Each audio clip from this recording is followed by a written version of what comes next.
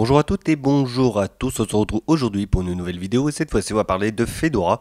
Ça va changer un petit peu parce qu'habituellement ce que je testais et ce que je vous présentais jusque là, c'est vrai c'était des systèmes Linux mais qui étaient basés sur du Debian. Non, oui c'est ça, Debian et Ubuntu, pardon. Donc Ubuntu, Debian, Debian, Ubuntu comme on veut.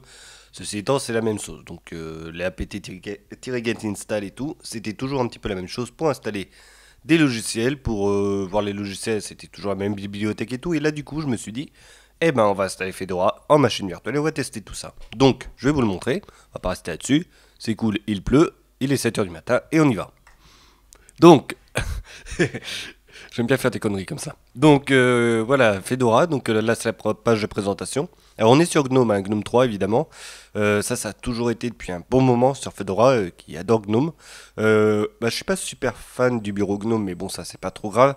Ceci étant, il n'empêche que, voilà, c'était cool plutôt d'essayer Fedora et de voir un petit peu ce qu'il y avait. Donc, je vais juste mettre le mot de passe, comme ça, vous verrez après ce qu'il en est. Alors, on va le laisser charger, évidemment. Voilà, c'est chargé. Donc, contrairement à Ubuntu, ils ont laissé le GNOME classique. Voilà. Donc ça, là-dessus, ça reste, euh, ça reste du classique. Là, on a les mises à jour qui sont possibles. On verra ça plus tard.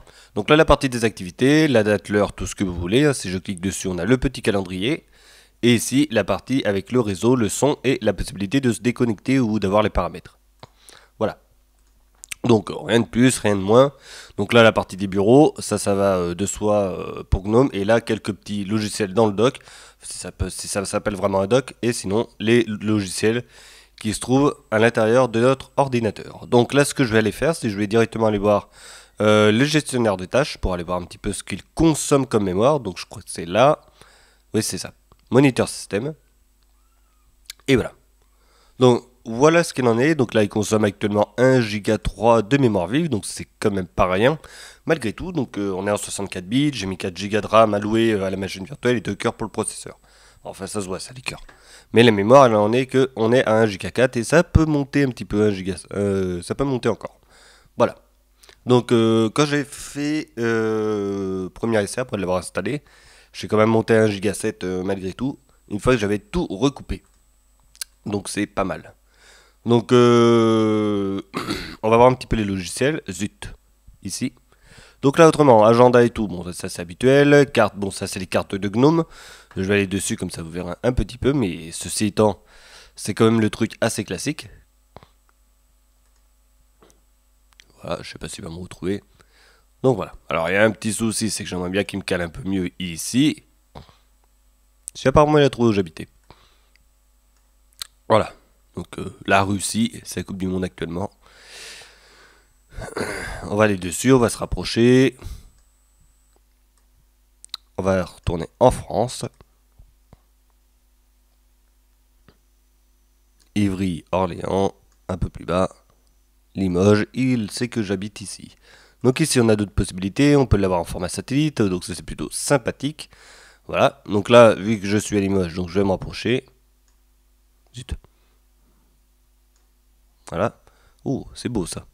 L'estuaire de la Gironde, super beau. L'île de Ré, l'île de Léron. C'est plutôt beau à voir.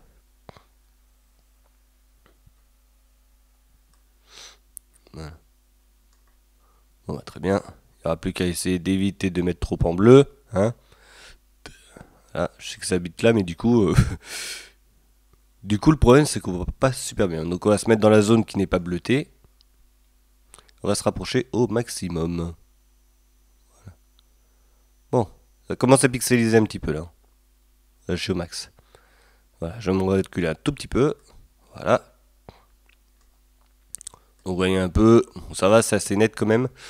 Alors, on va peut-être essayer à Paris. Paris, du coup, on voit un petit peu ce que ça fait. C'est malgré tout, je trouve que c'est super net pour un truc libre. Ça, c'est clair. Hop là. Oui, bah Paris, Île-de-France, voilà. Donc, voilà. Paris, impeccable. Donc maintenant, on n'a plus qu'à se rapprocher tranquillement de Paris. Hop. Je sais pas où j'ai atterri, mais j'ai atterri. Donc ceux qui sont à Paris et qui habitent vraiment Paris vont savoir où est-ce que je suis atterri, hein, de toute façon. Voilà, donc là je me suis rapproché au maximum. On va attendre qu'il Ah, c'est pas plus net?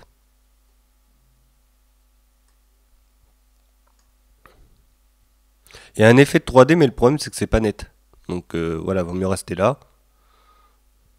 Voilà. Hop là. Ça, c'est plutôt sympa. Après, bah, il n'y a pas d'autre chose, on n'a pas de 3D en option et tout. On a l'itinéraire, mais bon, ça après, ça reste pareil. Donc voilà un petit peu pour les cartes. Pour ce qui est de la vue en elle-même, enfin de la vue photographique du ciel, j'ai l'impression que c'est quand même un peu plus sympa à voir que sur Google Maps. Au niveau de la clarté et tout, je trouve que c'est plus sympa à voir et que ça fait plus réel. Voilà. Donc là on voit bien et tout. Franchement, c'est très joli. La mer, enfin voilà, tout ce que l'on a là, c'est plutôt cool. On va aller voir à Tahiti vite fait.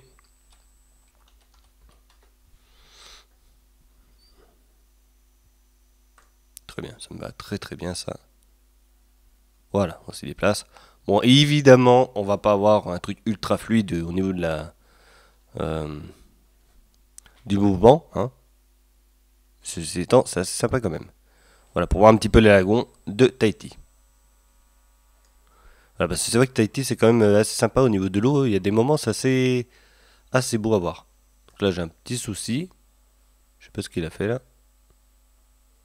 Voilà. Ou je peux pas me rapprocher plus. Bon, bref, voilà pour les cartes. Donc après, il y aura plus qu'à se balader vraiment dedans. Donc, ça c'était pour les cartes. On va peut-être éviter de faire ça à chaque fois. Donc, cheese et tout, bon bah ça voilà. Divers, je sais pas ce qu'il y a dans divers. Alors, signalement, c'est pas de quoi? De problème. Ok. Bon bah ils l'ont mis dans divers. Ça, ok. Ensuite, on a la partie de documents, éditeur du texte, fichier. Bon bah normalement si tout se passe bien c'est Nautilus, hein. Ça va de soi. Voilà, Firefox. Alors il y a deux versions, avec ou sans Wayland. Donc une horloge, bon bah, ça voilà. La LibreOffice, j'en ouvrir un comme ça on va voir un petit peu laquelle version qui est présente. Donc déjà c'est une 6, mais je pense que c'est la dernière version de LibreOffice 6. Voilà. Donc à propos, ah tiens c'est le seul truc qui n'est pas en français d'ailleurs. 6.0.4, voilà. Bon ça à mon avis avec une petite mise à jour il se remet en français. C'est pas super grave je pense. J'ai pas dit aussi, alors au niveau de l'installation, c'est assez simple, hein, ça c'est clair, à mettre en place. Donc là, il y a le logiciel de vidéo, et puis les paramètres, enfin voilà, Rhythmbox qui est toujours présent ici. On va aller voir un petit peu les paramètres. Voilà, bon la Wi-Fi, évidemment, il n'y en a pas, on est en machine virtuelle, Bluetooth non plus. Les arrière-plans, bah là, on n'en a pas 36 000, hein, de toute façon, on n'a que deux, après il faut qu'on récupère tout ça. Voilà, c'est bien, c'est pas bien, mais en attendant, on a ça. Pareil pour ici. Notification, on peut gérer un petit peu tout ça, donc ça c'est assez sympa aussi. Au niveau de la recherche, on peut le faire un peu n'importe où. Je sais pas si on peut rajouter si je fais paramètres. Voilà. Donc pays langue, bon bah là jusque là, bon, on est bien en français et tout. Donc ça va. Accès universel, donc ça c'est pour gérer un petit peu l'ordinateur en fonction des petits soucis entre guillemets de certaines personnes, ce qui peut arriver largement. Donc pour agrandir ou pas l'écriture et tout, donc ça c'est assez sympa. Les comptes en ligne, bah, je peux déjà dès le départ, il nous demande si on a un compte. Bon bah ça j'en ai pas mis évidemment, mais on peut mettre des comptes actifs. Voilà, la confidentialité, etc. Le partage, bon bah après ça reste un petit peu pareil. Le son d'énergie, donc ça c'est si on veut éteindre ou pas l'ordinateur. Le réseau, si on veut rajouter des choses. Périph, voilà, ça va pas aller dessus. Tablette Wacom, c'est directement intégré comme d'habitude. Et après, bon, bah, dans le détail, il doit pas y en avoir 36 000 trucs. Donc Fedora 28, voilà. Donc là, vous avez tout. Ça, c'est plutôt sympa. GNOME 3.28.2, voilà. En même temps, je voulais le faire, voir un peu tout ça. Voilà. Donc, comme ça, on a vu un petit peu les logiciels, ce qu'il y avait dedans. Donc après, ça reste du GNOME classique, avec évidemment les logiciels intégrés. Donc, la Logitech, donc qui se trouve ici. Donc ça, évidemment, ça va de soi. Donc on peut mettre à jour des choses. Donc voilà, quand j'aurai mis Firefox à jour, à mon avis, ce sera en anglais. En français, je veux dire. J'ai cliqué sur quoi? Je sais même pas.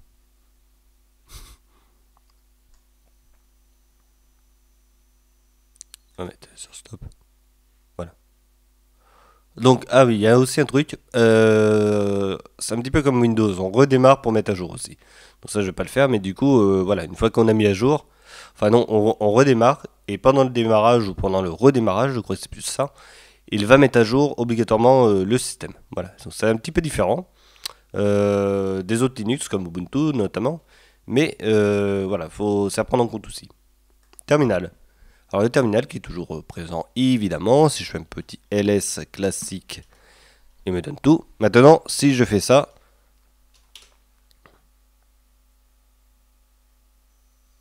ah, ça c'est le problème, c'est que souvent c'est désactivé le truc. Non. Alors, sudo, ça passe ou pas? Alors, moi c'était juste pour essayer d'installer un truc, mais apparemment il va falloir que je mette un mot de passe à administrateur de toute façon. D'accord. Pourquoi c'est plus comme ça? Password comme on est connu. Faudra que je revois ça. Donc je pense qu'il va falloir que je mette un mot de passe pour l'administrateur et après ça va peut-être marcher parce que du coup je peux rien faire. Sinon la commande pour installer, ça j'ai vu, c'est... Oh putain, c'est pas possible ça. Allez, dégage de là. Voilà. Hop là. Donc c'est ça. Je crois que c'est -c install. Non, yum install, pardon. C'est ça.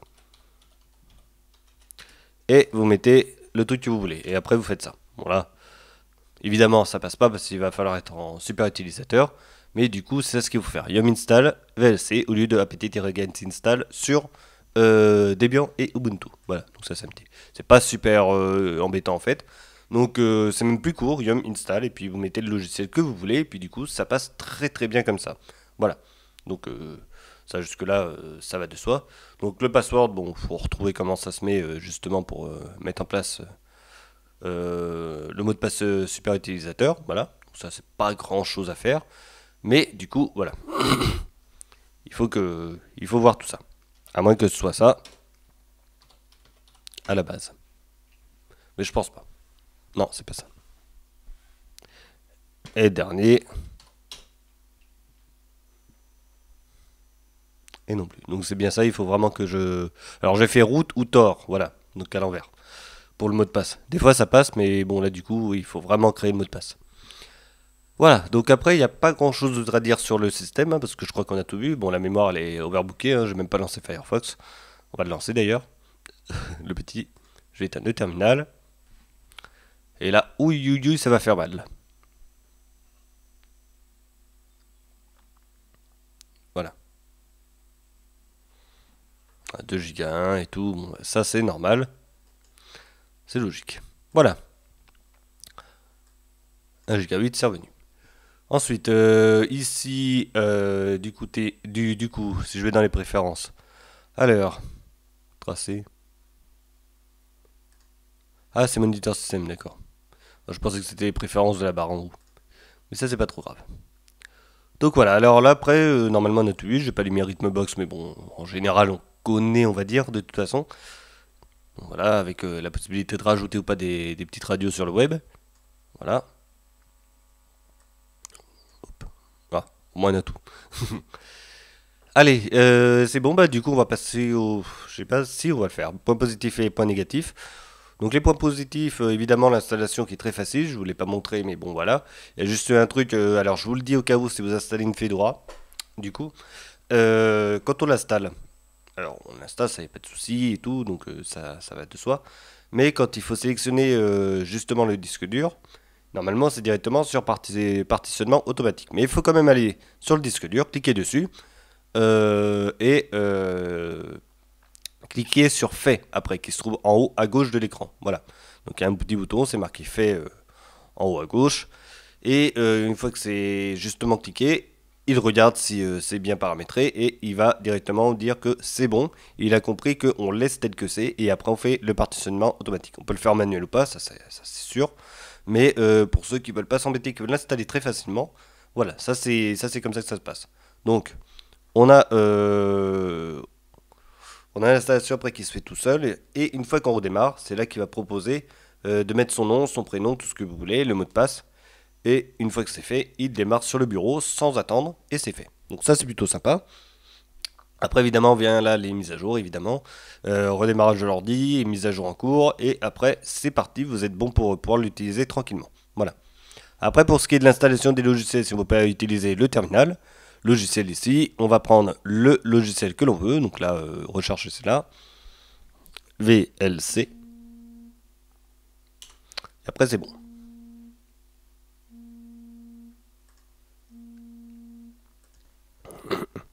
Donc on revient dessus. Ah, voilà. Petit coup de téléphone, ça arrive. Alors, du coup, donc j'en étais où? On avait fait le magasin, donc voilà. On va sur le magasin, on tape le nom de l'application. Ben, je sais pas pourquoi il n'a pas été me le récupérer, mais c'est pas grave. Et puis on va chercher notre logiciel. Voilà, donc ça c'est plutôt sympa. Je vais retourner dessus, j'ai quitté, mais bon. On va essayer avec quelque chose d'un peu plus logique. Audio-vidéo. Ah voilà. Double clic hein, pour agrandir, hein, parce qu'il n'y a pas de bouton. Faut s'y faire. Donc voilà, là après on a un petit peu de tout. Alors après VLC, je sais pas pourquoi elle est pas dessus. Mais bon, il n'y a pas tant de choses que ça, je trouve là. C'est étonnant. Hop là, ici. Bureautique, voilà, on a tout ce qu'il faut. Bon, on a LibreOffice déjà, c'est bon. Mais après, bon bah voilà, il y a d'autres choses que l'on peut avoir, évidemment. Ça va être de choix. Hop. Les jeux. Voilà, quelques jeux qui sont dans le coin. Il y a plus de jeux que de logiciels, hein, par contre. Mais pas tant que ça non plus. Voilà. Et des extensions. Alors ça, c'est... Ah oui, des extensions du côté de Gnome. Voilà. Donc là, c'est actif et tout, donc ça, c'est bon. Après, on n'a plus qu'à récupérer ce que l'on veut. Ça va de soi. C'est normal. Voilà. Donc, pour le magasin d'applications... Et pas si fourni que ça, je trouve, mais bon, voilà, il est là, et puis ça permet de rajouter quelques petites choses. J'ai pas vu punch shot ni rien d'ailleurs, mais bon, ça c'est autre chose. Voilà. Que dire d'autre donc, pour les points positifs, donc comme je disais, c'est assez sympa de l'utiliser, le système est assez simple, que ce soit l'installation ou l'utilisation en lui-même. Le magasin d'applications, il est là, pour ne pas s'embêter avec le terminal, donc ça c'est plutôt sympa aussi. Voilà. Bon, bah, Gnome, on aime ou on n'aime pas, donc ça je vais pas le mettre dans les points positifs ou négatifs, ça dépend de chacun. Voilà. Après le point négatif, hein, ça va être la consommation de mémoire qui est énorme quand même, hein, malgré tout, parce qu'on le voit en face, il est actuellement actif. Donc je trouve que c'est beaucoup quand même arriver à 2 Go alors qu'il n'y a rien d'allumé. Voilà. Le processeur ça va encore, bon quoi qu'il est, il est assez souvent sollicité quand même. Mais ça va. Après, autre point négatif, j'en vois pas tant que ça. Vu que il est assez simple d'utilisation et tout à la base, donc ça c'est plutôt sympa.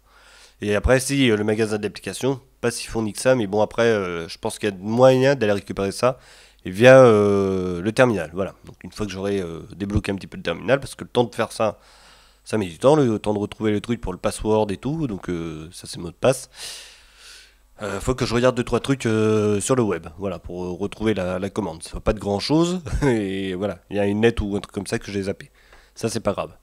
Ça on regarde dessus, on a la commande, on tape et puis terminé, et on lance ça. Mais sinon à part ça, voilà, Fedora, bon bah il est assez simple, on l'utilise, on l'installe facilement, donc ça c'est plutôt cool. Donc pour moi c'est un petit peu le bilan global que j'ai là-dessus. Il consomme un peu de mémoire, donc en 64 bits pour avoir un petit PC assez sympathique quand même. Voilà, donc ça prendra les disques durs comme les SSD, comme tous les Linux, hein, ça va de soi, et puis après bah, pour tout le reste, ça reste un Linux à part entière au niveau de l'utilisation, et surtout que Gnome, bah, ça reste du Gnome, que ce soit sur l'interface en elle-même, qui est assez simple, voilà, c'est toujours la même interface que sur le reste. Voilà, allez on se retrouve pour une prochaine vidéo, et en attendant, bah, je vous souhaite de bien vous porter, et voilà, ça c'est un vite quand même. Allez, à bientôt, et prenez soin de vous, salut tout le monde.